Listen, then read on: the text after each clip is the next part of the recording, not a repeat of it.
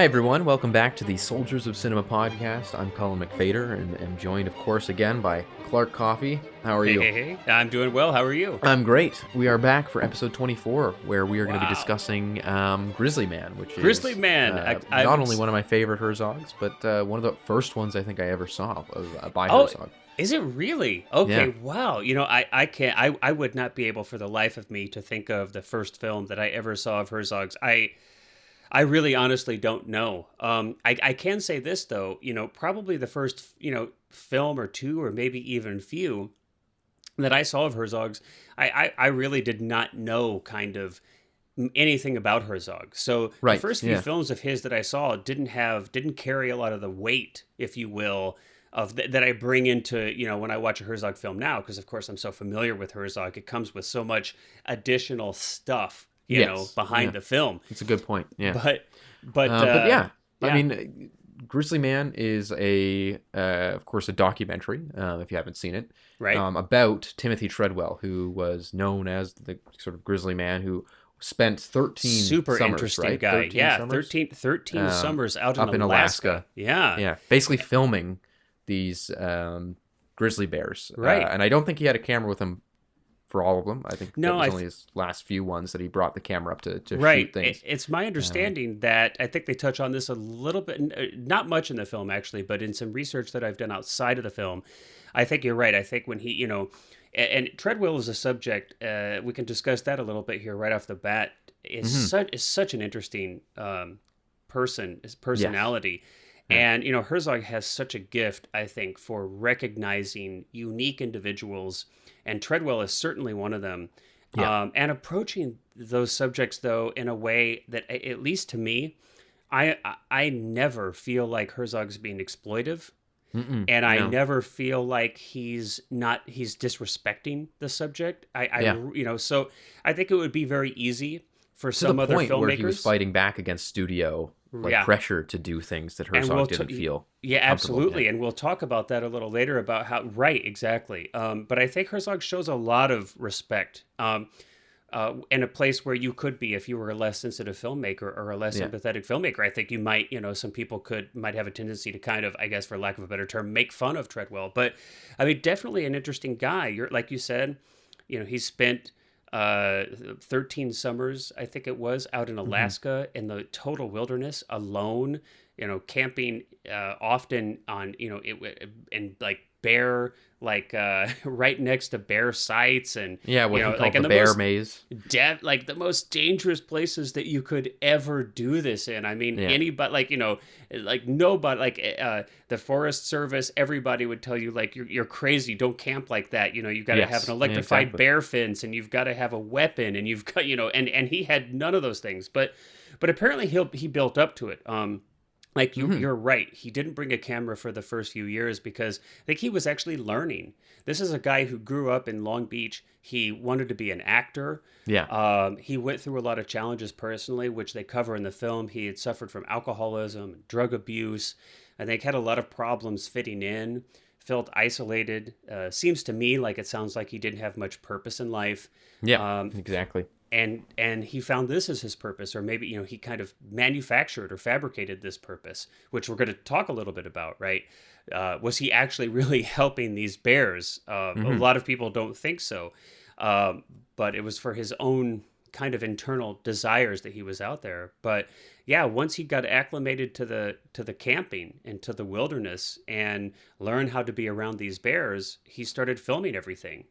And I think Herzog says that there was 100 hours of footage. Yeah, he actually went through and edited for this, which is much more than Herzog usually shoots. Well, right. It's interesting to know, and this has to be unique in that way. Especially is that Herzog is totally against shooting extra coverage. He's completely about being very specific with his shooting, and his ratios are always, much, much less. So, to have 100 hours of footage to go through and edit for Herzog, that's, completely different. Of course, it's footage that somebody else shot as well. Yeah, so but he uses it incredibly well. I think that's one of the things that we've noticed is that he hangs on things that I think other directors would skim over or cut. Yeah. And he kind of, I think, almost uses the fact that there is so much footage and such a volume of footage to his advantage. And, you know, just taking things of, you know, showing Treadwell enter frame as opposed to starting him in frame and starting his conversation. Right. And of course, I mean, in case I think we've made it clear, but of course, Treadwell was killed in his last summer. Right. Spoiler tragically alert. with another person there, his girlfriend at the time.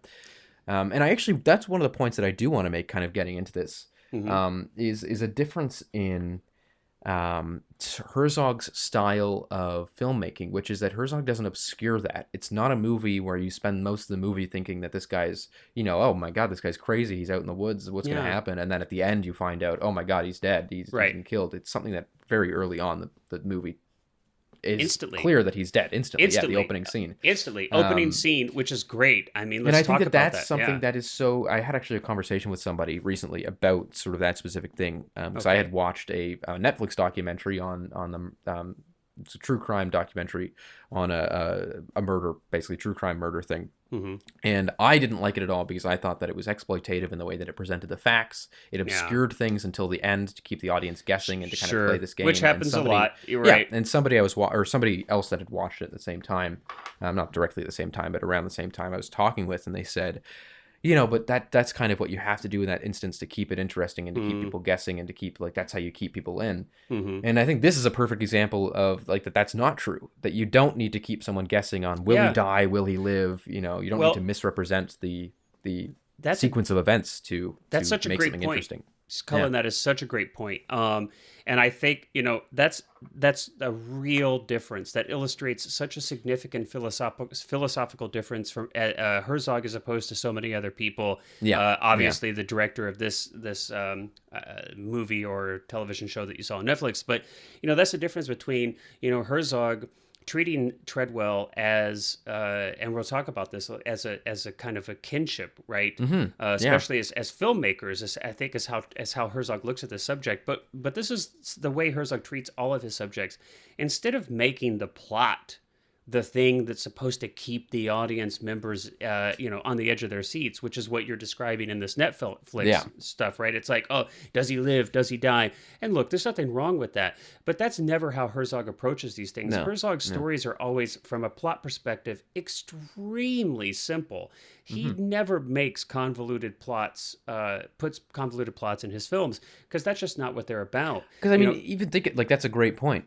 If you had to describe someone in a sentence, okay, what's Grizzly Man about? I mean, my answer wouldn't be what the plot was about. It would be about what the movie's or what the documentary is saying, what it's telling us. It's about the human condition, which is what every single. But if I had to be like, about. It's about a guy that goes to Alaska and then another filmmaker who is like that's technically what the plot is. It's about Herzog following up after Treadwell's death with people that knew Treadwell, but there's no information reveal. There's no you know, grand thing where it's like this conspiracy about, oh my God, Treadwell was almost on Cheers. And I'm so grateful for that. And I'm so grateful for that, because that is the bulk of what we see with content that we have now. It's the easiest way to do it, of course. It's the easiest way to do it. Yeah. And I think that Herzog doesn't really show interest in doing it. He's the easy way. He shows an interest in doing it the most the way that means most to him. Enlightening way. Yeah. Yeah.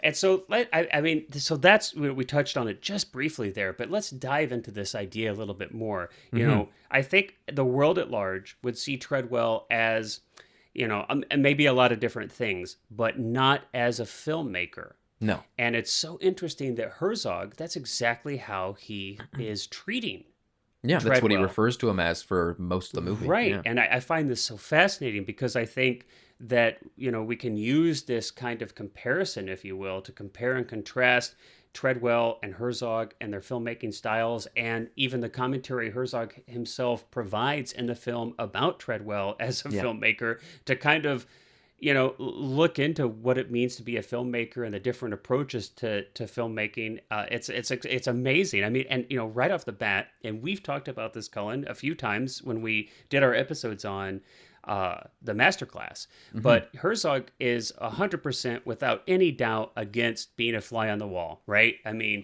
he's got his Minnesota I forget now what is it the Minnesota, like it's almost like his 10 Commandments, right?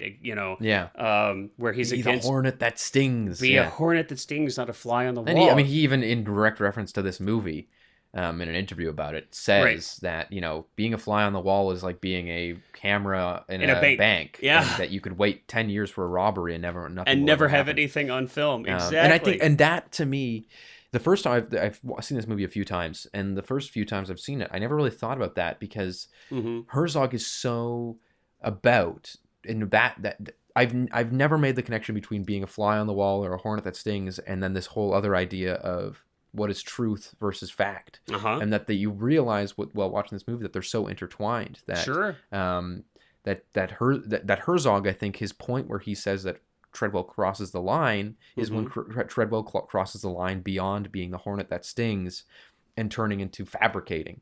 And not fabricating just for the sake of telling a larger truth, as we've discussed before in our episode on family romance and things like that, but rather fabricating to tell something that's completely not true. Right. And fabricating to present an idea that has no basis in reality, that is fantasy, and it's purely fantasy. And that's what you kind of realize with Treadwell, is that he built this fantasy for himself around this like happy kind of idea of, he's friends with the bears are all friends, that he's here, and then he did not want to acknowledge, and he didn't want to face the truth of nature, which is that it's cruel, that it's chaotic, and that's the beauty. Well, that's certainly Herzog's. That's certainly. And when Herzog's I look at philosophy. nature, I think I agree with Herzog on that, which is that part of the beauty of nature is the chaos and the sadness and the tragedy within nature. And so there's moments here where, of course, as bears do, they'll like an adult male bear will kill a cub to prevent the mother bear from lactating, and thus making sure that she's ready to mate again. And Treadwell just like could not handle that. He couldn't. It didn't fit within his worldview. And I think that, so again, that really goes into this whole connection of all these ideas that Herzog talks about that I've really never connected before, which is just, again, this idea of truth versus fact. You can't, as a filmmaker, and especially not as a documentary filmmaker, you can't dislike the material that you're getting. Like, you can't look at this nature and the cruelty of nature and go, no, that's not what this is. I'm going to show a different side of it, and I'm going to make up my own truth. That's a good point. Well, and I mean, I think it followed, Treadwell, just as he's represented here. Obviously, neither one of us ever knew him personally, and so to comment on him as a full human being would be impossible for us to do. But I mean, just some of the things that are presented to us about him in this film, and some of the information that's available about him out there in the world.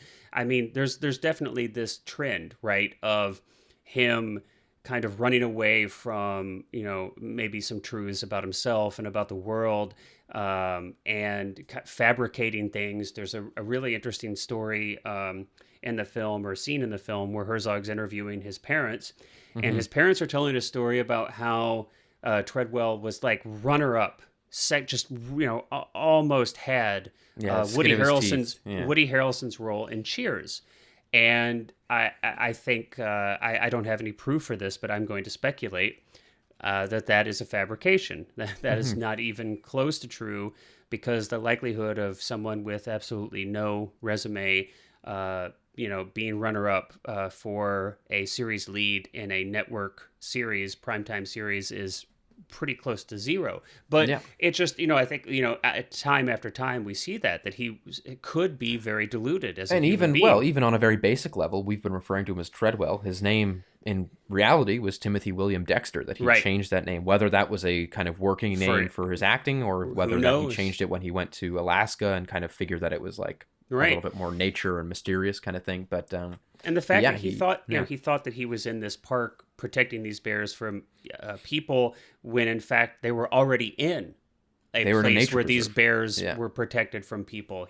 So the kind of the fundamental crux of why he said he was there was just not exactly true. I think he fabricated his relationship with the park, and this whole idea. And it's a self-fulfilling prophecy. Yeah. It's this idea that you have to, like, when you are dependent on that side of your life, and you're so dependent on knowing that you need to be there for these bears, then you're going to do anything to justify that. So his justification for that was telling people that these bears were under attack, that he was there. But in reality, it was very much more likely, not to speculate again on things that we don't know, but my read of it, kind of like, my psychological breakdown, if you so to say, is that he was there for himself. Yeah, he wasn't there for the bears. He was there to, and that's do a self-fulfilling and to be prophecy. to be fair to Treadwell, I think that we all do this. I think that that we give ourselves purpose in life. I totally. Personally don't. I personally think that whatever purpose we feel like we have is purpose that we've given ourselves. We've kind of decided in our own minds and hearts that this is important, and we're going to dedicate ourselves to it. And that helps us make it through the suffering that is life. And I think that Herzog would agree with you completely. And again, I think that that's where it comes to this point of like, okay, then he crosses a line. Yeah. And I think that's when it becomes this, I think it's a bit odd, but I have nothing against somebody going out and living in Alaska with bears and spending. But at the point when as Herzog says, in that there's a moment where as Treadwell comes out and he's cursing the park rangers, and he's by name, he's altering. He's mentioning their names, and he's altering things, like he's trying to build passageways so the salmon can get up, and things like that. And it becomes, at that point, then you're interfering with. You're no longer observing. You're no longer trying to be part of nature. You're now trying to control it and to play God in a scenario in such a wild land, essentially, right? And I think that that's where, to me as well, and I'm sure that you felt the same way, is that's where, to me, it's like it goes from somebody justifying or giving themselves justification, giving themselves purpose in life, to now being lost in that purpose, deluded, and being so fearful of losing that purpose that you have to alter things to preserve it. I think that's really, it's like a super interesting thing. I have to me, watching this movie, there's never a point where I have any ill will towards Treadwell. No. Where I go like he's a bad person, or he's, I think he's someone who had a troubling childhood and teenage years that were, filled with drug use and alcohol abuse and things like that. And then I think that he found what he wanted, but I think as a lot of people who have those troubling pasts, it was never enough. It became the new drug for him.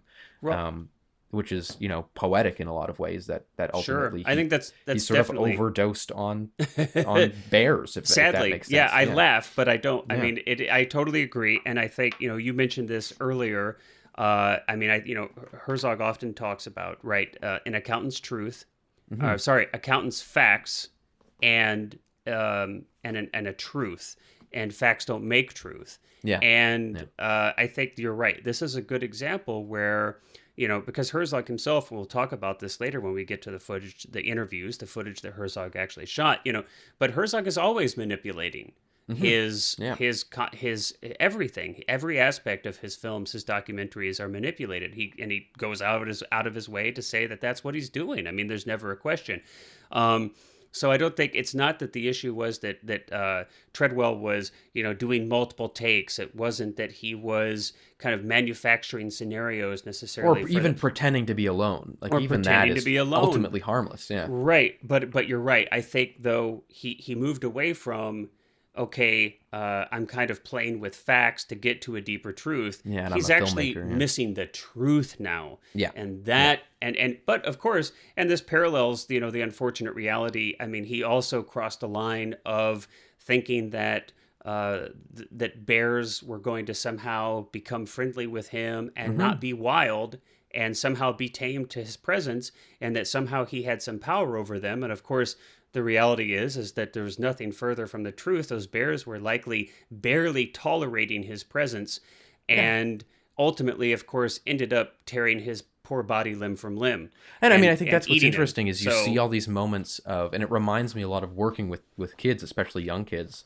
Not to demean him, but there's this very adrenaline kind of response that he has when a bear will challenge him, and he Yeah. sort of stands up and says, no, no, no, and sort of stands up, and then the bear, clearly on its own will, just goes, this isn't worth it, and walks You're away. right. And then he turns around and sort of shapes that as, you see, like, I can do this. Right. Like, that was but all he me. believed it. I've Yeah, no and question he believed that himself. And that's no why question. I referenced Yeah. that thing of like when I'm dealing with kids and something like that happens, and it's, if a kid wants to use the force, and then a draft of wind comes along and blows a piece of paper off the desk, and it's like, yeah, I just did that. And it's, as a kid, you may actually believe that. And which gets us into, that's funny. There's definitely something of, a case of arrested development with Yeah. Treadwell as well, that there's this certainly searching was for childlike qualities about yeah. him abound. And There's no question. I want to go back to Yeah. something though Sure, that we'd brought up and kind of got off on a couple of things, but I think I find it fascinating. So let's go back to the very first scene that we've got in this film, and we talked about Fly on a Wall, and I was mentioning that this is something that Herzog absolutely speaks against. It's not a philosophy he agrees with, but it's literally one of the first things that Treadwell says. I love this. So we've got, Treadwell, we've got this landscape, right? Treadwell set up the camera. And like you were saying, Herzog leaves the ends on, and I love this. Whether it's his footage or the way he edited Treadwell's footage, this shot opens kind of before Treadwell walks in, so we've got Treadwell's entrance, and then Treadwell's doing his thing, and then we keep it rolling after he's left, and you hear the kind of the commentary that Treadwell makes on his own quote unquote performance, or something unexpected happens, and it's the exact same way that I think Herzog would edit his own footage, which of course makes total sense. I think he absolutely treated this footage as if he had shot it, but I love that he does that, because so many filmmakers I could see in the hands of other filmmakers, they would have cut off all those ends. They would have taken all that air out, and it would have been so much more just A, B, C, D, E plot. And we would have had a lot shorter takes, and we would have had a lot less of that magic that Herzog speaks to. And he talks about it specifically in this film. But I love the fact that Herzog leaves this in, where Treadwell says, hey, Treadwell's like, I'm here and I'm observing these bears, and I'm like, it's like I'm a fly on the wall. And it's funny that he mentions that, but even though he does, I don't think that's actually at all. I think Treadwell actually totally misrepresents what he's doing there. No, exactly. I think he wants people to think that he's a fly on the wall, but of course he's not. He is actively engaged and manipulating and interacting with and interfering with and setting up. I mean, there's no question. Yeah. There's no question. So I think Herzog, we look at Herzog as a filmmaker at kind of almost like working as a co-director with Treadwell. If you really, I think we could really kind of say that here.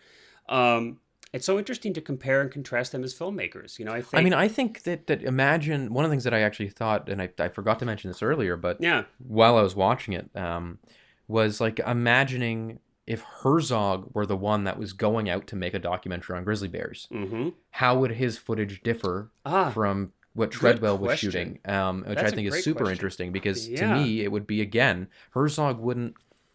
if Herzog saw that again, I keep going back to this example, but it's a very direct example of Treadwell interfering with nature, which is that salmon, clearing the rocks for the salmon to go up. Right, if Herzog saw something like that and saw that the bears were starving at the upstream, and that they were eating their own young because they were starving, Herzog would take that up, at least to me. Okay, right, in your imagination, he would take that opportunity to show the cruelty and the chaos and the uncertainty of life and death in nature, right, and go, look at how, without a doubt, it's tragic. I don't want to see bears eating their young. Sure. That's very sad. Bear cubs are very cute. Yeah. But at the same time, there's something that, it's one of those things that's like the hard lessons of life that make the rest of life so worth it. It's truth. It's truth. Yeah. It's like life is hard. Life is suffering. Yeah. Everything dies. Things are dying all the time around us.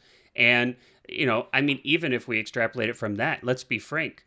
Capturing the reality of those bears' condition would likely have had a greater positive impact in the direction that Treadwell was trying to take this stuff anyway, right? Yeah, exactly. He's trying to illuminate people into the plight of the bear and their shrinking habitat, and as climate change and impacts their ability to eat, et cetera, et cetera.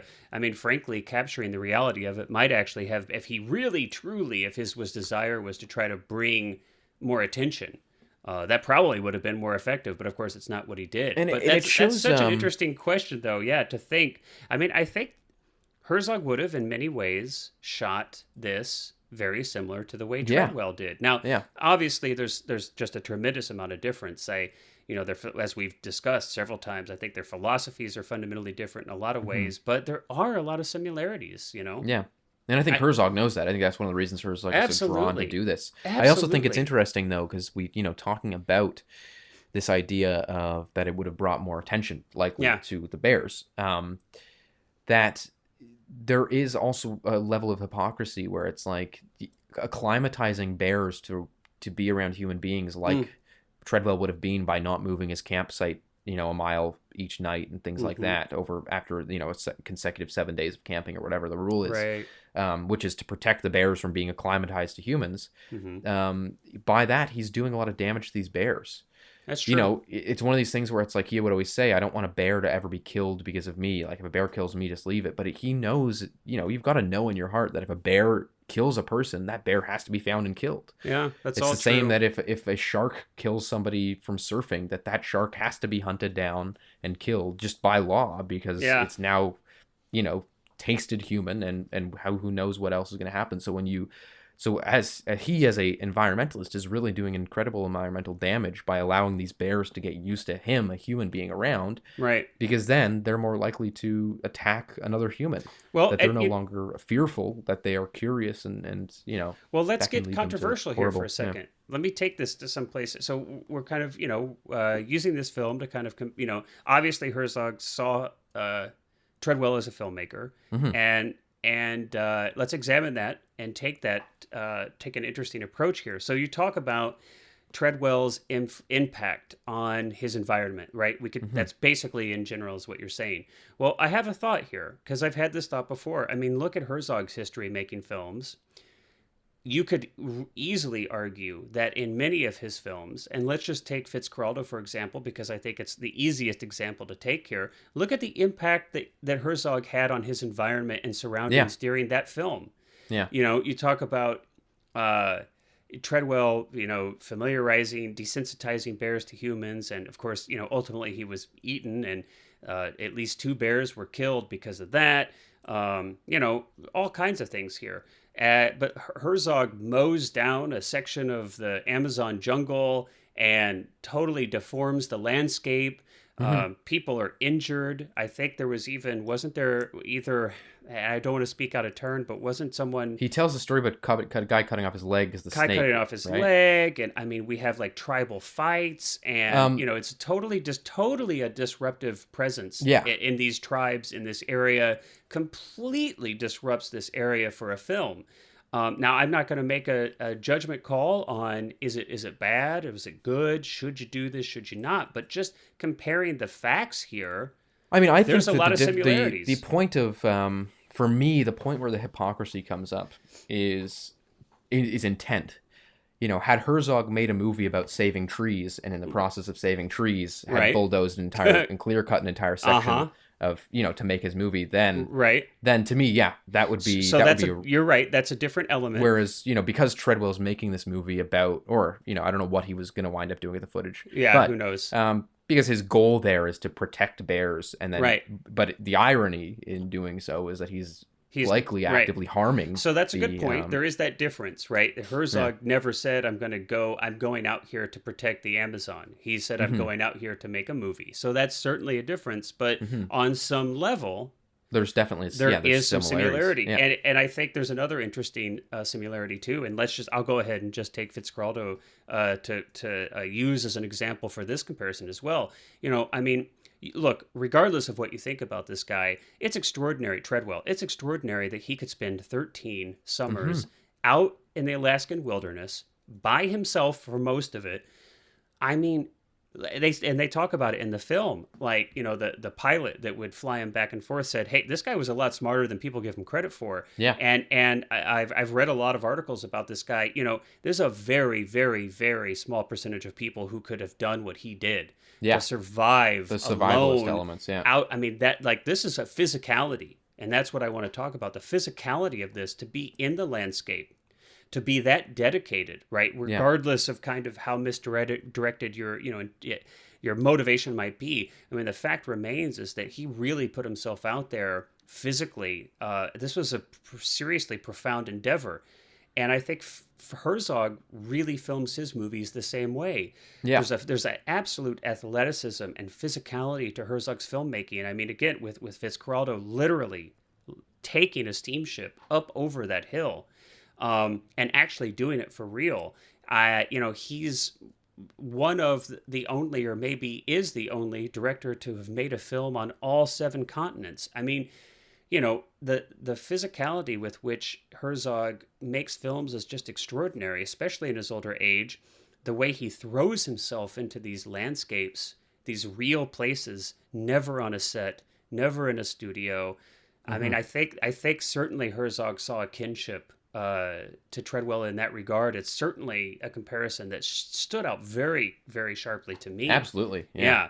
Well, and one of the notes that I made while I was watching was just that it's not that Treadwell is an insane hippie, that there's like a balance that he didn't strike that got him killed, but there's also something really spectacular about these like rare relationships with nature that Treadwell had. Extraordinary, beautiful. And then again, that's what the tragedy is that there was this spectacular, extraordinary gift that wound up being, abruptly ended because of because he crossed the line. That's such a good point, because it's easy for us to be like, well, he crossed the line, but often that line is it's fluid, and it's often really hard to see. And I think Herzog does a good job of showing both sides of this, where, we really see some extraordinarily beautiful moments, like you said, with the foxes that have become so used to Treadwell that they're almost like a pet to him. It comes and it brings its pet cubs to him. And plays around and all that. It is speaking to it's likely that he was probably feeding them. So Yes. which goes even further to your argument that his presence was actually doing these animals harm versus good. But you're right. There's these really touching, really beautiful moments, and I think any of us would be charmed by that possibility. And I mean, Herzog even presents it in this film. And look how many people cross this line regularly. Look how many people just with their own pets cross these lines. This human versus nature, or this to be close to wildness, or to think that you can tame wildness, but you can't. To think that we have power over so many things. I mean, just with dogs. Look how many people are injured with their own pet dogs. And do you know what I think the proof of it, of Herzog's, almost admiration for Treadwell, is the disappointment in his voice when he does come to that point where he says the crossing of the line. Yeah. Herzog genuinely sounds disappointed that he's like, this guy was doing such an incredible thing, and now, he's crossed that's Herzog sounds genuinely, he doesn't sound like he's just going like, no, the guy crossed a line and that he deserved what he was saying.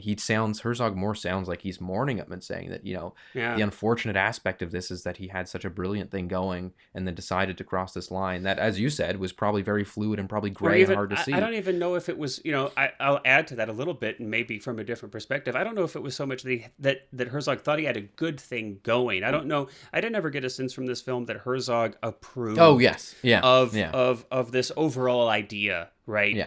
That this guy spending summers in Alaska was the greatest idea. But I think when Herzog looked through 100 hours of his footage and he saw so many of these really beautiful moments, and the idea that this story really encapsulated the beauty, but also as Herzog actually says, he thought that this contained such beautiful human ecstasy, but also the darkest turmoil.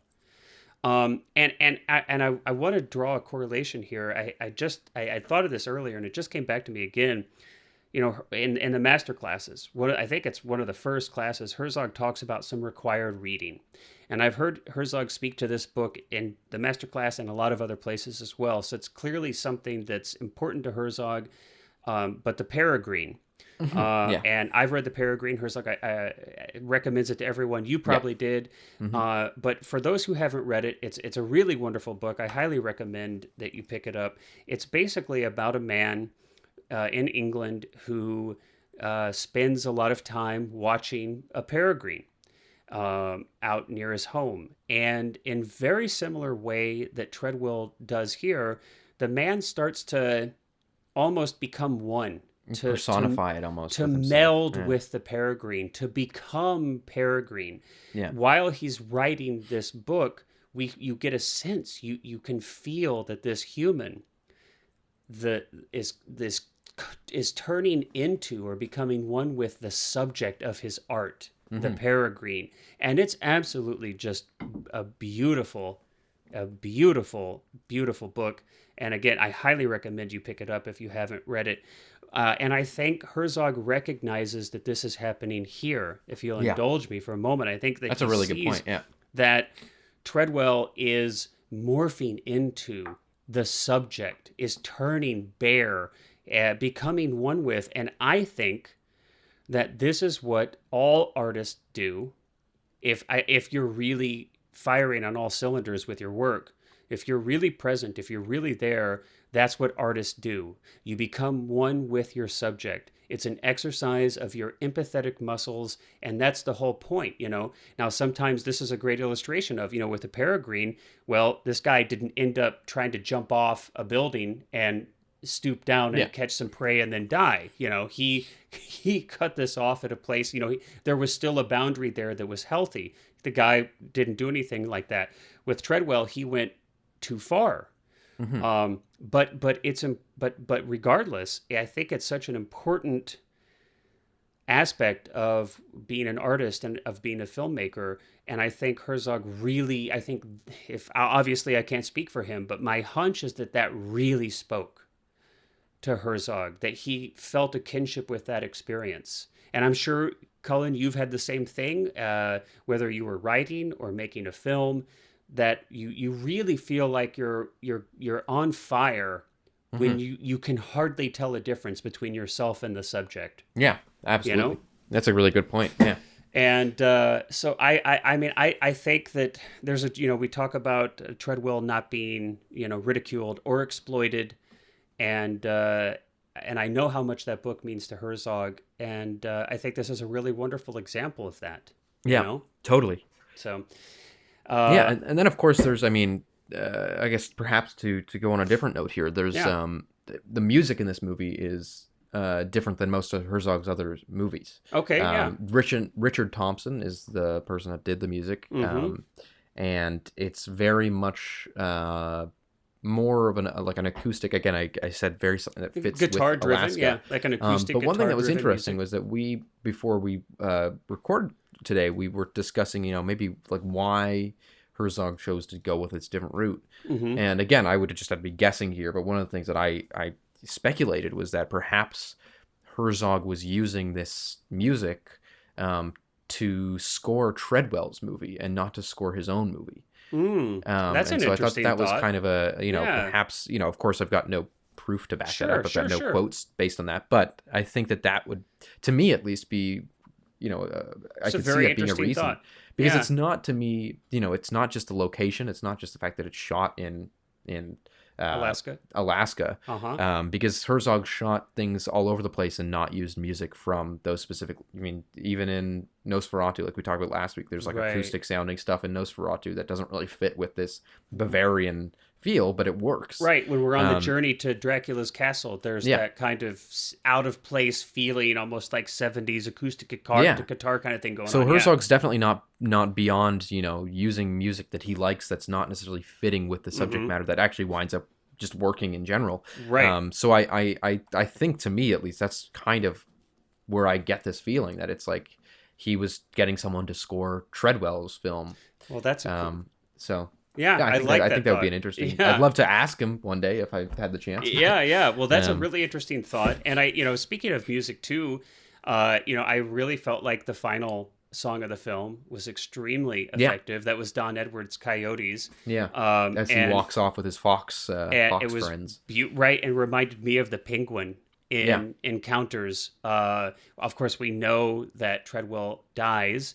And this final shot kind of almost is like the walking, to his demise, to the sunset kind of thing. Very like bittersweet, or frankly, just maybe full on sad, but a beautiful song, and likely, I'm going to guess, likely staged, that where the pilot, who would drop off and pick up Treadwell in Alaska when the season was over, added his own line, and Treadwell is gone. Yeah, like really sad. And I think you had mentioned you felt like it was kind of, what did you say? I think it's almost, to me, it gave me a sentimental feeling of like maybe more sentimental than most. Almost of this feeling like, and I know you said that you got the Encounters feeling, but to me, I almost saw it as like this idea that, I don't know if Herzog's religious or not, or what, or if he believes in any spirituality, but it's like, to me, it was just the image of him walking off with the foxes was like, he's still there. Like there's this element of, and especially since they put his ashes right where those fox dens were. Yeah. I think it's interesting too,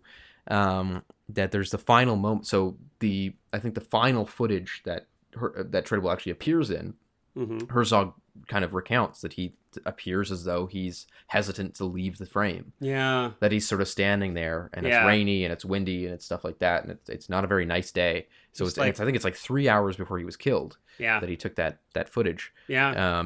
But it does kind of look, like he is hesitant to leave it.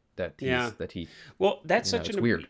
I really like this. I think I like this idea, and it reminds me of, landscapes are such a vital aspect of Herzog's films. I mean, over and over and over, Herzog talks about the importance of finding new imagery, of finding landscapes that represent landscapes of the soul. And he mentions that very specifically in this film. I think there's a scene where there's like these ice fields that are jagged and broken up, and this is footage that Herzog shot right over his bay too, right over the bay that Treadwell stayed in. Right, and he, and Herzog wonders aloud if this landscape represented the inner landscape of Treadwell's soul. And you talk about the impermanence of Treadwell, and we know he's gone, and of course Herzog knows that he's mortal and he's getting older, and of course we all know that we are mortal, and like Treadwell deluded himself with a few things that we discussed, well, we all delude ourselves, and on a daily basis most of us kind of delude ourselves into thinking that we won't die.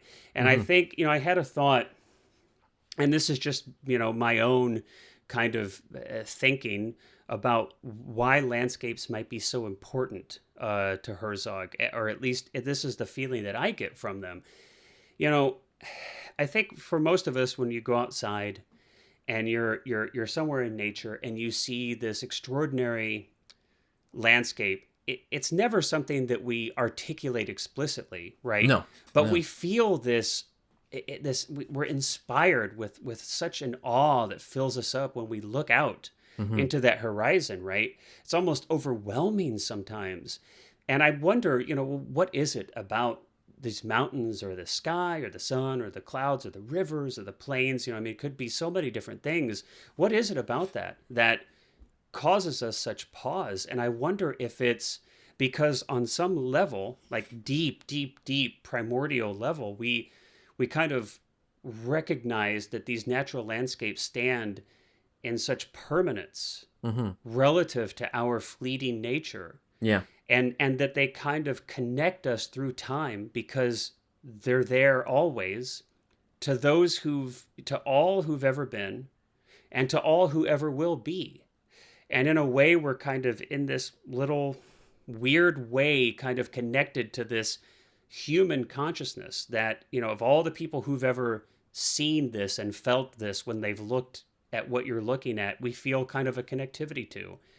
I don't know. It was just a thought that I had as I was watching this film, and knowing that landscapes are so important, and he really touches on that in this film.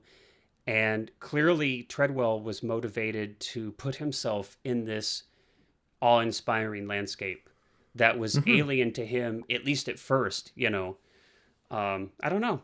So, I think it's also that goes right in hand with a note that you had written, which was just about that that be almost because of the way that Herzog edits Treadwell's footage and leaves like these long kind of openings without Treadwell being in it, that Treadwell appears much more natural in the landscape, like that it's almost like a trail cam, that this guy's just walking by, that he could be a part of this. It sounds funny. No, I see what you're saying. Yeah, but it does almost give that impression that like Treadwell is a part of this landscape. It's a bizarre feeling.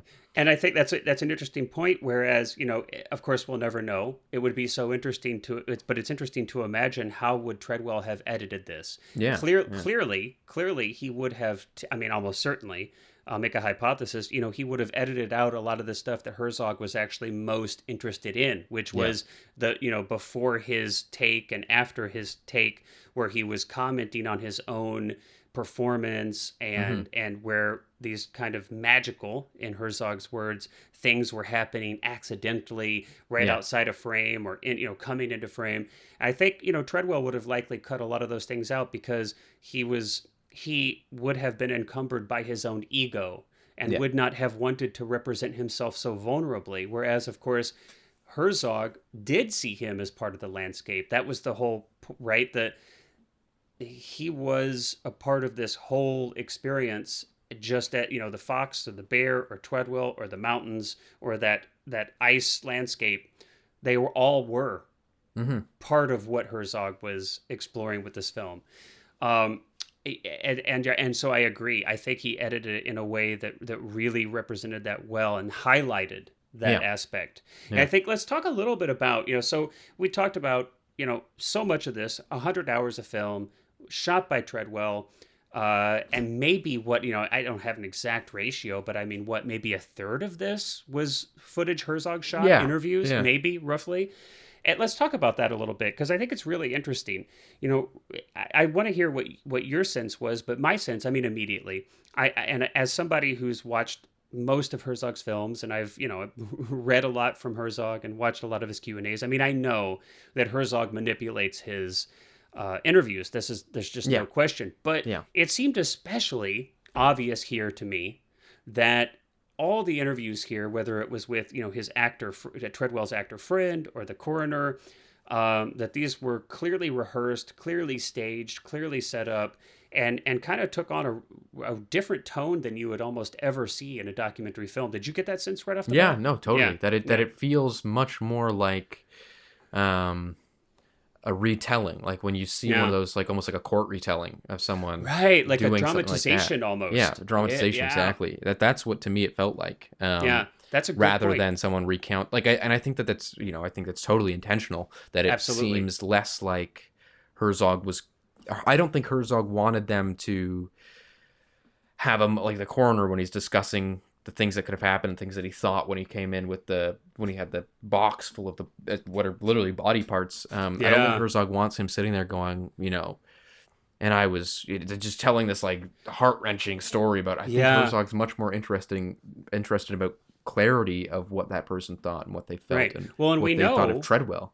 In the masterclass, in one of the masterclass, Herzog actually talks very specifically about this film and about this scene, and he talks about how he had to kind of stop that coroner and said, okay, whoa, I don't need an accountant's retelling of the facts. I want to understand, what's the heart of this? What did this mean to you? How did this make you feel? And who knows how many times he worked with the coroner to kind of get that quote unquote performance ironed out. But we do know, again, like you said, that we know that Herzog rehearses with interview subjects, and you can certainly tell as actors. Absolutely. And I don't disagree with him. I think all of us, I know I've been there with you and we've shot documentary stuff. And this goes back to the fly on the wall thing. If you just set up a camera and you sit somebody down in front of it, it's unlikely that you're going to get some great stuff. You have to massage that. You have to work that story, and you have to hone in on it, and you have to be an active participant as a filmmaker. You can't just sit a camera in front of somebody and say, all right, well, we'll just roll for a few hours and let's see if we get something we can edit together. So, I completely agree with Herzog. It just seems especially obvious here. Even just the fact, like, everyone in these interviews is primarily looking at the camera. Oh, with that's the an exception interesting of the point. one Yeah. moment when he listens to the tape of Treadwell's death and is actually Oh, that's Herzog's a on great camera. scene. But Let's most talk of about that the scene. Yeah. most of the interviews, the people, like, the camera's floating, it's handheld, Mm-hmm. and people are kind of talking directly to it. There's a few That's true. exceptions, but Mostly. people primarily are talking directly to the camera. But yeah, Now, let's that's talk interesting to about that note. moment of where he's listening to, of course, one of Treadwell's close friends has the tape of his Jewel. death. So She's never listened to it. Let's talk about that for a second, and because I think this is yeah. this is a really great scene, and I think it's it's a scene that has been that has transcended even the film. I Yeah. think a lot of people are aware of this scene. Herzog's talked about it a lot, but just real quickly, in case you've not seen the film or it's been a while, let's just recap it real quickly. So, one of Treadwell's close friends, ex-girlfriend, name is Jewel, has at the time that Treadwell was killed by the bear, they had a camcorder with him and the woman he was there with in Alaska, and they had it recording with the lens cap on. So there was audio of this unfortunate event, but no video. And Jewel had been the recipient of all of Treadwell's physical belongings after his death. And so she had this tape, and she had not listened to it yet. And boy, I don't blame her. I wouldn't either. But the studio knew that this audio existed and was kind of pushing Herzog to include this in the film, right? Yeah. And I think Herzog found an extraordinarily creative and effective way to not only make a good film, to have a really almost fulfill the studio's suspenseful, wishes. Yeah. like I mean, almost Hitchcockian level of suspense in a documentary. I mean, it's a fantastically compelling and effective scene just from a cinema perspective, but it actually also completely and totally respects Treadwell and the situation. And I think to have included any of that audio would have been horribly exploitive and would have undermined the effectiveness of the film. But I Don't think show the shark, right? Right, but I think a lot of filmmakers would have gone there, right? So the way Herzog did it, which I think was just fantastic. So Herzog is actually the one listening to the audio, but instead of the camera being on Herzog's face, now Herzog's got headphones on, so we can't hear it in the film, and Jewel can't hear it. Only Herzog can hear it. He's playing back the audio. We don't see Herzog's reaction. We actually see Jewel's reaction to Herzog's reaction of the audio, and it's just brilliant. Yeah, it's breathtaking, extremely captivating. And so it's just a great example of, an amazing way to handle, what could have been a really tough situation. Yeah. And I also, I want to go back real quickly too, you'd mentioned, and I think I only kind of subconsciously recognized this, but I didn't really process this consciously, that you're right. A lot of the interview subjects look directly in camera. And, most of the time, right? Most of the time, if you're doing an interview, you've got the subject who's on camera is looking to the interviewer off camera. So the eye line is not directly into camera, because usually that's a little bit weird, right? When somebody's talking directly into camera, it kind of puts the audience in a place of like, this person's it breaks the fourth wall. Breaks the fourth wall, right? And you're like, okay, this person is looking right at me. It's like the only time you might use that. I mean, I do that sometimes. In my like videography work, like for corporate work, where let's say it's like the CEO is talking to all the employees of a company. Yeah, it's like we built here a wonderful corporation that Yeah, and it's like, but that's the point, is that the CEO wants to talk directly to an audience and kind of have them feel like they're. But it's very rarely something you would ever do in a film, and you're completely right. And I'm curious, like, what do you think was the motive behind that? Do you think? I think that there's a few. I mean, a few things that jump into my mind are, one, that because Treadwell talks to the camera the whole time, that perhaps again there's this element of Herzog utilizing that and going, okay, then I'll have every single person in the movie talk the same way. I think that's also I think that Herzog has shot, if I remember correctly, similar interviews in other movies. Not common. I don't think any of them use it as much as this one, but I've definitely like I think to like Into the Abyss, I think that there's one or two maybe interviews where the people are actually talking to the camera. I think you might be right. Yeah. And I think it's a really interesting way to do it, though, because a lot of the interviews in this movie aren't talking heads. They're, the coroner standing in the room where they would do autopsies and is describing, all the things and showing the box that they came in again. So there's like, even the you're not sitting down with the pilot at his house. They are at the place in the plane, where or they're in the plane. Yeah, and then they land and they go and he walks them up the path and says like, this is where the bear was. I ducked right here. The gunfire went over my head. I mean, they literally go to where Treadwell was. The bear had been killed that had killed Treadwell, and there's literally bones there. Now, we'll never know, were those actually the bones? Did they grab some bones from somewhere else? I mean, who knows, but the point is, you're right, and I think it's a great lesson for documentary filmmakers to just kind of note, is that Herzog never just has talking heads sitting in like a living room somewhere. He always takes the interview subjects to where the event happened, and he's done this so many times before in other films to great effect. And it's something that makes me really reflect on the work that like I've done too, and it's thinking even back to when we were in California, and we were shooting at that we shot at like a school of like magic is what it was called. It was kind of like it was tarot cards and astrology and things like that. And just with this movie, I was thinking, I wonder how different would have felt if we had shot that interview with someone standing and showing us all the elements of that school and things like that. And that's what I really like about Herzog, is that he can kind of make you think differently about what I think that the stuff that we shot there was great, but it's interesting to think about like what would it have been like if we had done that differently, if we had rather than an interview kind of set up, them talking about the actual, because it was filled with like all these knickknacks and stuff. Sure. So it's one of those things that I look at Herzog as such an interesting documentary filmmaker because of that. And people who haven't watched Herzog before, I think that's one of the more compelling elements about Herzog, is that, people, that's one of the most common kind of pieces of feedback I get when someone says like, I watched a Herzog movie, is that it feels so different from other documentaries. It feels, it's difficult to put into words, but it's got its own thing. It's got its own flavor going on. Yeah, and exactly. that's and on that note, I mean, that's one of the reasons that we absolutely love Herzog, and it's one of the reasons we picked him and his films to discuss in this podcast, because I think both of you'd agree he has a singular voice as a filmmaker, and the world of cinema is definitely better for having him in it. So all right, well, I think that we can wrap it up there. I think that was a great. Yeah, absolutely. Well, hey, this has been a blast.